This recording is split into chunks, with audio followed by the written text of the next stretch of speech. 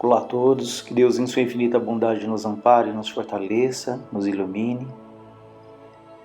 Hoje nós trouxemos do livro Divaldo Franco Responde, que são perguntas feitas ao Divaldo, em que ele fala sobre a ansiedade.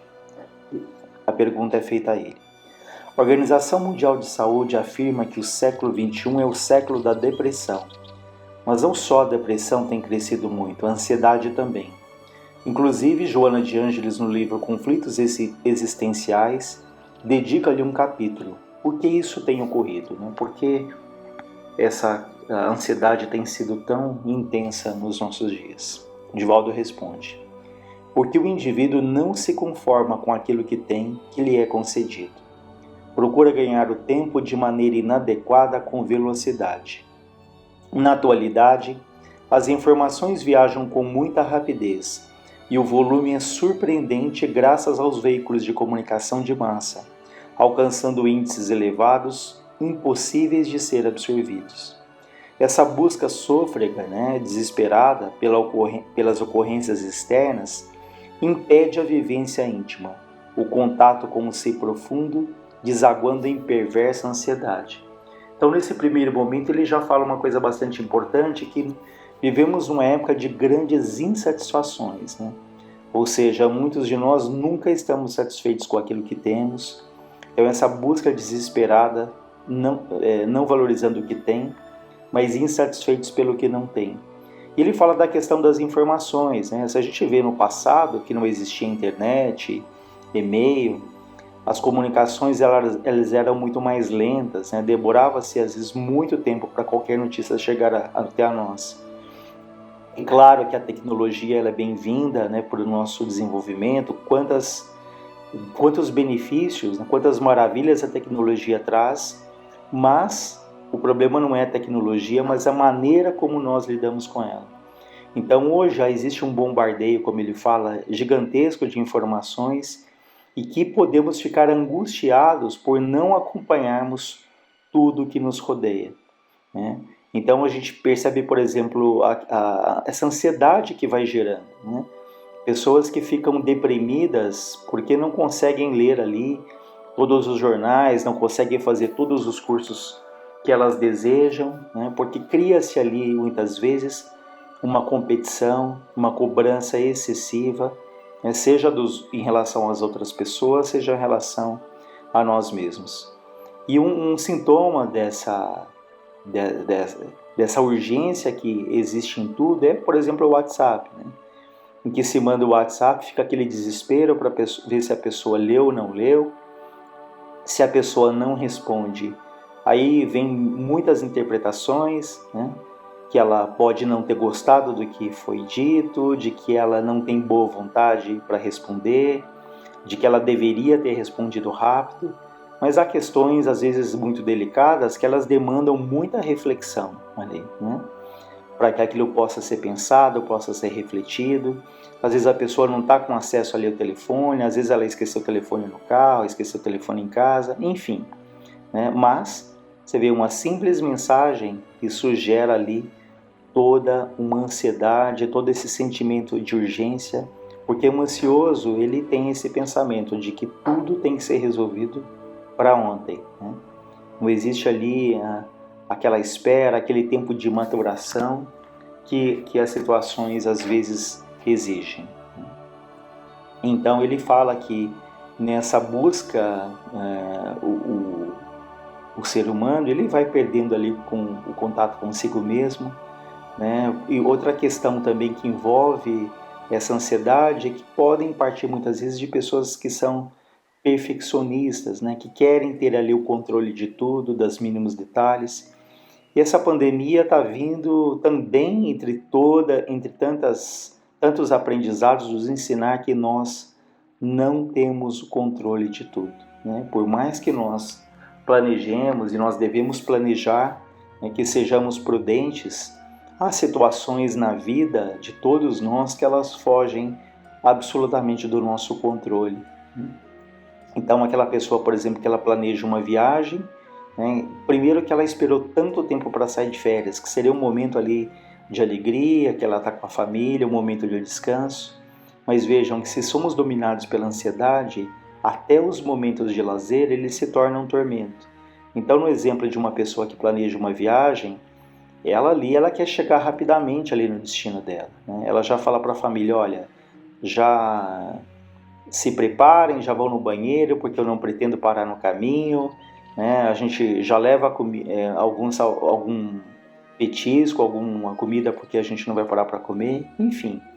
Aquele caminho, o trajeto que seria prazeroso, né, de observar ali a natureza, o que circunda ali, né, ao longo do trajeto, aquela parada para o café que seria ali um momento, né, comer ali um pão de queijo, que seria um momento agradável, acaba tudo virando um momento de estresse, de problemas ali, de discussões entre família, né? Então, e de um momento que foi tão aguardado, que era o momento ali do descanso, né?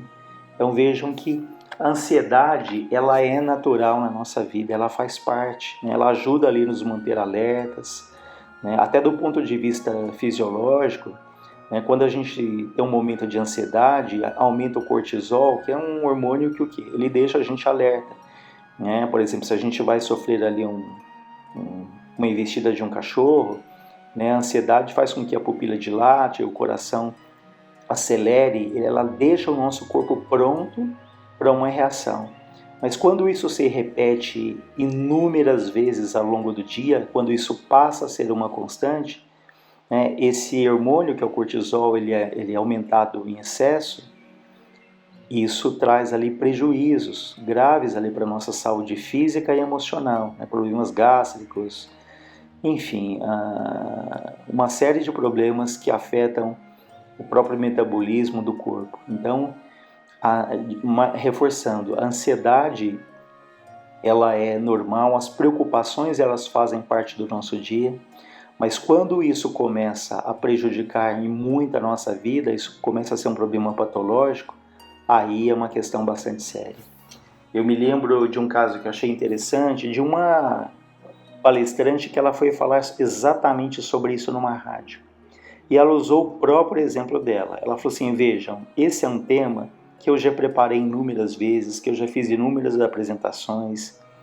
Seria natural para essa ocasião aqui, ela falava daquele momento, que eu simplesmente desse uma repassada, né, uma atualizada de alguns dados, mas que isso não me provocasse nenhum pânico. E ela falou, essa entrevista agora para mim foi motivo de muita preocupação, de uma certa tormenta. Então ela falou, esse é um exemplo de uma preocupação que deveria ser natural, mas ela foi exacerbada, ela foi amplamente, desproporcionalmente dada uma atenção a ela, ou seja, aquilo provocou um pânico de uma situação que deveria ser uma situação normal, porque ela já havia se preparado inúmeras outras vezes para uma palestra como aquela, para uma entrevista como aquela. Então vejam que a ansiedade, quando em tudo que a gente vai fazer, aquilo nos apavora, aquilo nos preocupa em excesso, aí é bastante preocupante. Então nós temos que procurar ali a serenidade, né? Estarmos com o nosso pensamento ligado a Deus, sempre lembrando aquela frase, nenhuma folha cai de uma árvore sem que Deus o permita, né? Então fazemos a nossa parte, né? Aí sim colocamos ali na mão de Deus, entendendo que por mais que a gente se esforce, isso quando a gente se esforça, porque às vezes também a gente acaba sendo um relapso, mas mesmo que a gente faça o nosso melhor, é natural que a vida apresente situações ali imprevistas, né? Isso faz parte ali da nossa caminhada, como de todas as outras pessoas, isso faz parte do nosso aprendizado. Então, a ansiedade excessiva, ela leva esse sentimento de controle, de posse, né? Que nós não somos Deus, nós estamos longe de querer ali conseguir o controle das coisas nos mínimos detalhes. Então, se a gente planeja, se esforça, mas se alguma coisa sai fora do previsto, quanto mais nós ficamos irritados, até nós damos mais brechas para influências de espíritos que querem que aquelas situações ocorram, aconteçam, né? Então nós temos até que em algumas situações até rirmos dos nossos próprios erros, não supervalorizando coisas que às vezes são pequenas, mas nesse desejo do controle a gente acaba criando ali um pavor de todas as situações que precisam ser enfrentadas. Ele diz aqui: os modernos tratadistas da questão asseveram que sofremos uma fissão em nossa psique durante o processo de evolução antropológica. O que antes era unidade agora se apresenta em caráter duplo em nossa mente, eixo, ego, self, parecendo que somos dois eus, um angélico, um demoníaco, que ficou muito bem caracterizado na obra de Stevenson, O Médico e o Monstro, que está referindo aqui ao livro, ao filme O Médico e o Monstro. Esse bem e esse mal, muitas vezes, lutando em nosso íntimo, desgastam-nos, levam-nos a armazenar conflitos e inquietações maiores do que podemos suportar. Então vejam que esse conflito que existe dentro de nós acaba levando ali a inquietações maiores do que a gente pode suportar. Então é muito importante que pensemos quais são as nossas preocupações e quais são as nossas preocupações que de fato elas são produtivas, que elas são importantes, aquelas nas quais eu tenho o poder de influenciar. Porque senão nós vamos perceber que permeiam ali o nosso pensamento tantas preocupações que elas fogem do nosso controle. Eu não tenho como controlar a atitude das pessoas, o que as pessoas vão fazer, o que as pessoas vão falar, enfim, é como se a gente vê às vezes boatos em algumas empresas que elas podem fechar, ali cria-se toda aqueles comentários entre os funcionários, E, às vezes é uma empresa até que não tem sede no Brasil, que as decisões talvez não dependem nem totalmente do gestor aqui no Brasil. Então o que eu posso fazer para mudar esse cenário? Posso mudar, eu não tenho o poder de mudar isso. Eu posso sim manter o foco no meu trabalho, fazer o meu melhor, até porque fazendo o meu melhor isso pode ser determinante se eu fico ou não, mas eu não tenho esse poder de decidir de uma decisão que às vezes está nas mãos de um CEO, de um presidente até fora do país. Enfim, é só um exemplo para a gente pensar que há situações que elas fogem ao nosso controle, que nós não temos o poder de controlar ali. A nossa ansiedade às vezes quer que a gente tenha o controle das mínimas coisas.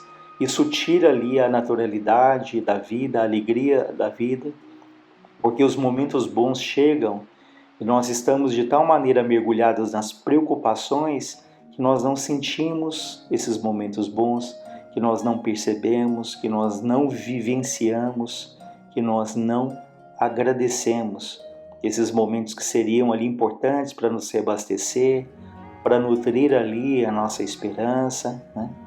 Então, selecionemos bem o que são as preocupações de fato importantes, daquelas que não fazem sentido porque não nos levam a nada, só tiram ali a nossa paz, a nossa serenidade.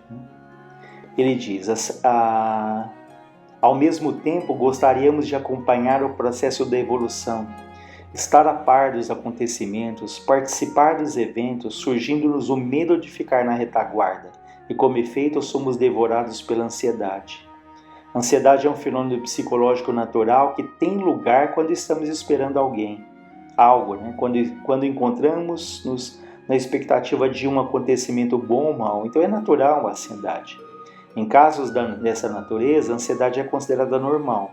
Mas quando experimentamos palpitação, temos sudorese fria, aquele suor intenso e frio, começamos a experimentar dores de cabeça, problemas de natureza digestiva, já se encontra instalada uma ansiedade patológica. Esse é o século, sim, dos ansiosos, que poderíamos acrescentar como sendo dos insatisfeitos. Estamos sempre querendo mais, sem possibilidade de administrar o que já temos. Então ele nos fala aqui dos sintomas até físicos, E fala também dessa insatisfação permanente em que nós vivemos, sempre nessa busca desenfreada.